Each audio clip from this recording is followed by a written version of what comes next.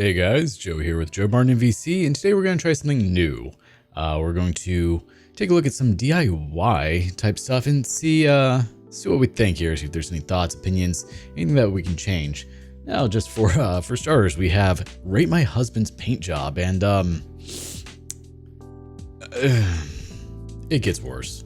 So we're going to be going into all these blind. I saw this one first just because it's the one that's pulled up. I clicked through it. It's pretty bad. So we take a look, like, what, first off, like, my dude, oh, okay, that got bigger.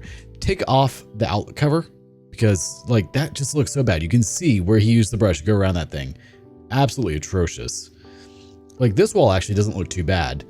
Also, change this fan. Holy mother of God, that thing is yellow. I mean, I guess it kind of fits with the poop brown theme that we have going on. Like, this wall, though, doesn't look bad. I'm curious how many coats are on this wall. And also, you see he took out his wall plate covers, so that's good. This one, we're getting kind of better. Like, this side, not too bad. You can see where he tried to edge over here, and then, like, what happened? Where did things go wrong? But really, that first picture's, oh my God, that is just so terrible. Like, first off, buy quality paint. He is using, I can't even see what that is. It's whatever it is, it's garbage.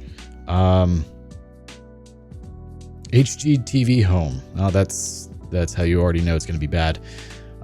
Infinity? I don't know what type of paint that is, but a good quality paint won't have this issue.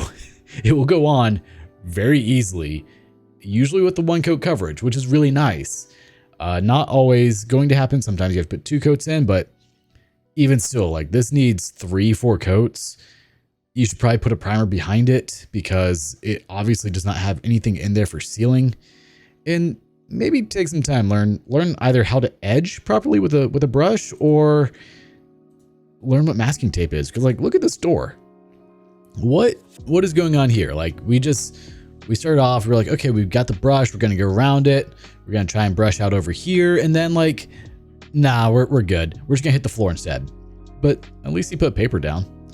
I'm curious, what are some of the comments we have? There's masking tape under that, right? No. Oh, by the OP. I do wonder. Okay, yeah, that's probably actually the person. Nope. Pro tip, it's a million times easier to take the electrical faceplates off than it is to paint around them. I mean, I imagine most of the comments are gonna be like, hey, this brought back memories of the one landlord I had who sent over guys with paint guns to paint inside, and oh God, and they didn't even put plastic down. Yeah, so what a lot of people don't realize is if you use a paint gun inside, it creates a cloud, and everything in that room, in the next room, in the whole house really, is going to be covered in paint dust, and it's a nightmare. It doesn't come off easily. All right, let's move on from rating this absolutely atrocious paint job in the worst color ever. Like, also, that room is going to be so dark. I guess if you're going for a theater room, sure, but anything beyond that, no. Did he hit the roof too? Hold up. Yeah, it looks like he hit the roof too. Even better. 10 out of 10, A+. Whoa. Why? A mirror. Somebody DIY'd with insulation foam on Facebook Marketplace. It's neutral. It matches everything. No, it doesn't. It looks like, let's zoom in on that a little bit more. That is, you get your contemporary artwork up there, and your, of course, splatter from the wall or the ceiling. I don't know what that is. That just looks so bad. I mean, credit where credit's due. You managed to at least get it to do what you wanted, I guess, but oof. Matches my, exactly. Thank you. I know the color scheme for my wedding. I think it looks like my living room after my dog ate a bag of butterscotch chips.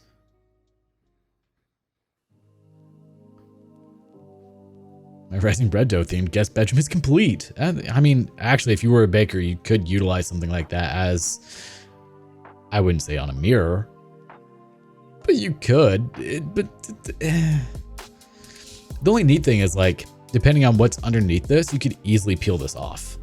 But if there's, you know, like a vinyl frame or wooden frame underneath, nah, it's done. It's not coming off that ever. All right, what do we got next? We got nominating myself. It works fine. It just looks like a rush job because it was. Look, just because it works doesn't mean you should do it, okay? We got 2 zip ties holding on. I have no idea what brand this even is, on a DeWalt battery. And it's a flexible battery. So like if you did this wrong, it would try to put 54 volts through this thing. I'm pretty sure it would die. Looks quite orky. Well done. You should paint it red because red goes faster, always. Does anyone know? Oh, we should probably not go through comments. Does anyone know what brand that is? I honestly have no idea what the green is. Just don't do it. It's a bad idea. Okay, don't adapt other batteries onto things unless you have a safe way of doing it, because that's going to cause arcing. It's going to short something out at some point. Just don't do it.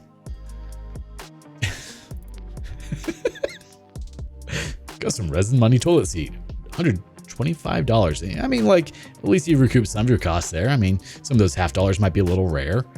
I like that they put the one right in the center. Now, one thing that they don't mention, oh, we even have the inside. Here, let's pull it up, make it a little bigger. One thing that a lot of people don't realize with resin is if you do clear resin, it only stays clear for like a year. Sometimes not even. And after that, it will start to yellow and discolor. So if you want your resin to stay clear forever, put a couple of drops of blue or purple dye, like alcohol dye in it, and it'll stay clear pretty much indefinitely. It just doesn't make any sense. There's no good resin for it. You could coin this phrase. $1 knocks some sense into you. That's fair. I don't know. I think it looks pretty cash money. Yeah, that's true. But like, I mean, credit where credit's due. They cleaned all the coins. Looks like they actually took the time to polish them too. That's kind of neat. They did a nice little layout. I can't, like, aesthetically, it's not terrible. It's not something I would ever want in my house or anywhere. But I mean, credit where credit's due. They were able to pull it off and make it, in terms of what it is, look good. I got nothing. It's so bad. Like, I can appreciate the effort, the artwork version of it. Just please never put that down. Like, if I were to walk into a house or an Airbnb and like I just see cash money toilet seat, I'm not gonna sit on it. Like, resin is not, it's not sanitary. Unless they did a perfect job and have it perfectly smooth. There's a bunch of tiny little grooves in that. So I would assume that they sanded this. If they sanded it, that means that there's grooves for all the sanding marks, whether it's just one way or crosshatch pattern or circular, whatever they did.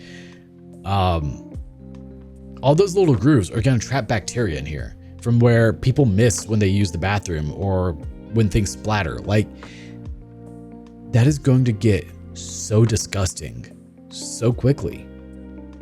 Just don't do it. Oh, new mower battery for $130? Nah, retired car battery for free. I mean, like, I'm not upset with that. So I should probably preface, like, all these were sent to me by a friend. He's like, hey, these are ones you should take a look at. So they are slightly pre-screened. He didn't go through all the comments, so I don't know if I should really do so. I mean, I don't really see anything wrong with that. Only because it's a mower. Like, they've got a way to secure the battery. That thing's not going anywhere if that thing's strapped down. You're still getting the 12 volts that you normally would on a regular battery. Because a lawnmower battery is just a standard 12 volt battery. There's nothing fancy about it. They're usually just a smaller, more compact one. Or some of them do just straight up have car batteries in them. This one obviously was not designed for that. And also with batteries, you know, they have different sizes, cranking, cold crank amp hours, and you know, all that fun stuff. I don't hate it. Just be careful, you know, like, so you've got the seat right here at the top right, and your foot is straddling that battery. So just make sure you don't have any tools with you, because if you drop one, it's a bad day. And like, they did a respectable job. Like, they put the wire loom around the wires. Those are some nice disconnects. Those are like $20-30 a pop. So can't argue with that. They even have some, I don't know if that's heat shrink or electrical tape, but they did a good job. I don't hate it. Charge car batteries aren't free. If you take it to Walmart, you'll get a deposit. Yeah, that's true. I actually have one I need to get my deposit back on. I wonder if it's too late. I should probably look into that. It's been like a month. All right, what do we got here? We have quality custom bed with bevels. If that's not bolted to the wall, no, no, it doesn't fall down, right? Oh no. Oh no. Like, okay, that's pretty much the same photo. Hold up. I want to see that crown molding. What? What? Why do you only have crown molding going up one half of it? What? My dude. What? Also, that is terrifying. Like, imagine you roll over in your sleep and that whole thing just goes whee, all the way down to the left or right, I guess. And of course, it's amazing with all of its stickers. Each one adds 5 horsepower. They used a notable amount of nails or screws for this, though. Like, it's a valiant attempt. And as the title said, like, if that thing's not bolted to the wall, and even if it is, I'm still terrified, it's definitely going to fall. Like, one wrong move. Because you figure you've got this tiny frame. Well, no, I guess it would be bolted on that 2x4, which, I mean, it could hold the weight. With the support back here, I would just want one more support right here on this corner just to be safe. But if you were to put, say, 3-inch lag bolts in on every stud, you're probably hitting 5 or 6 studs here. Let's see, on 16 on center, 1632 is about 3 feet, 6 feet. Yeah, you should have hit 5 studs. With 3-inch lag bolts, like, it could support the weight, but at that distance out, 40 inches, approximately 30 inches, you're putting a lot of leverage. So if you were to stand on this corner right here, you could easily fall and get hurt. Like, it could just tear that thing out of the wall. Also, depending on how big of screws you use, you could jeopardize the integrity of those 2x4s, or if you miss them slightly, tear them out of the wall. Whole bunch of bad things. Just don't do it. Oh, I'm replacing fiber cement panel, and I see this monstrosity in my attic. Now, I mean, look, if you've never met a framer, that's probably terrifying to you, but unfortunately I know framers, and this doesn't surprise me. They get very happy with their nail guns, okay? They will just put 1,000 nails into things. Like, if code says, hey, must have 7 nails, they will put 12 just to make sure they do it. Because the last thing they want, what? Hold up. What is this? Let's be more concerned about this and that.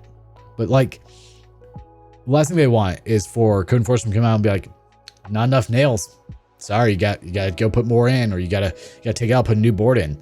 No, they don't want to deal with that. So like, I'm not actually that concerned about this. It's a terrible job, but I'm not surprised by it. The builder was being thorough. He needed to use 5 nails to make sure he successfully slightly dented the board he was nailing it to. Yeah, right. And the thing is, like, I don't know if this was done by a framer, because a framer at least will get that thing to where it's as close as possible to where it needs to be. So like, a framer, he will use his hammer, he will pull that board all the way over and quickly drive a couple of nails into it. So maybe this was just a dude. It's hard to say. Like, I'm not concerned by it. It's terrible. It's ugly. You should fix it. But it's not that big of a deal. Sure, he was beaming thorough. Maybe just a plank. God. Oh no. DIY high pressure shower. Yeah.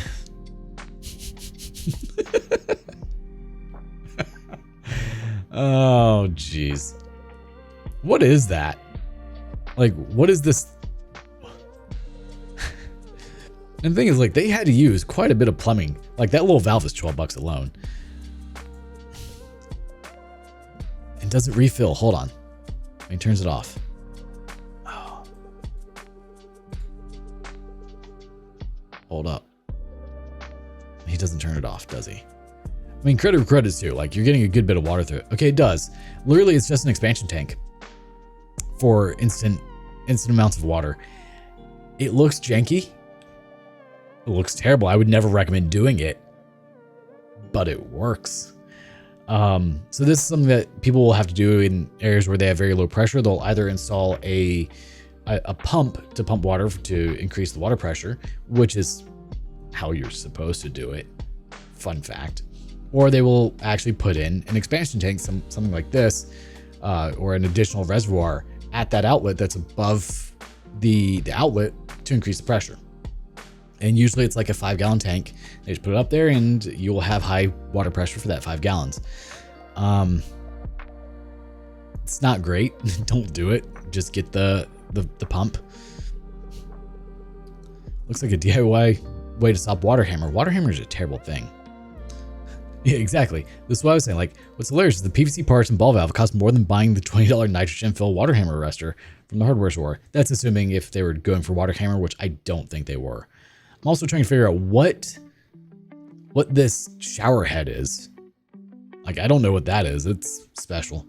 Some people can't comprehend that they're doing things the correct way can be cheaper. Yeah, sometimes it can be. Spacious room. Oh no, don't do this. Sadly, like, that doesn't surprise me. Private room for rent, offering second floor to rent 2 months rent up front.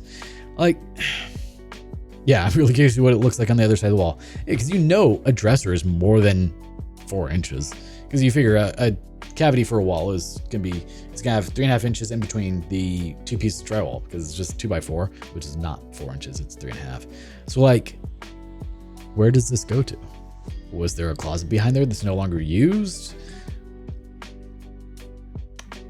And also, you can take the extra like 5 minutes to make sure that you got your cut on the right side to be a little more precise. Like, if you're just asking to be joked on, man. At least they didn't include the name of the seller, which is honestly a little surprising. Is it an exterior wall? Oh dear God. I didn't even think about that. The other side is the 10 by 10 foot minus the backside of a dresser for rent. If you got the same dresser, thankfully I know enough to not build it into the wall, right?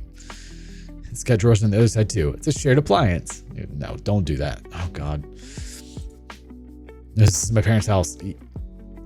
I've seen this more often than I would like to admit in houses. It's not uncommon because, you know, the wife, the older lady, she wants to have her area rug because they're pretty.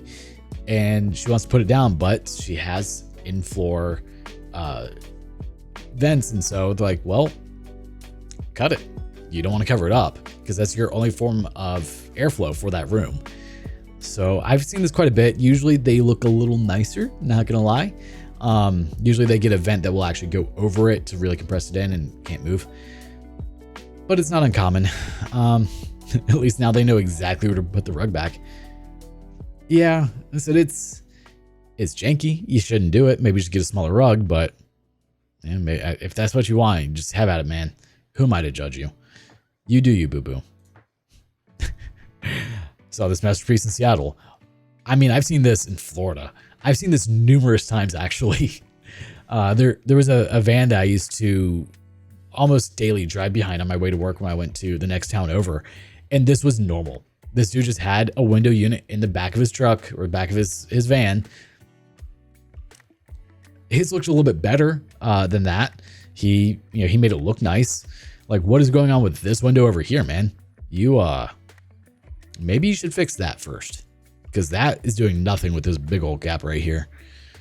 Yeah, like I've seen this happen quite a bit. You know, those people who do like small van conversions or bus conversions, they'll do this type of stuff. What a lot of people don't realize is buses, like if you go super old, like 80s, they usually don't have much, but a lot of the newer buses will have AC built into them and have like essentially a mini split in there. It's kind of neat. But you could do this on like a bus conversion, just literally put it in the window that you had.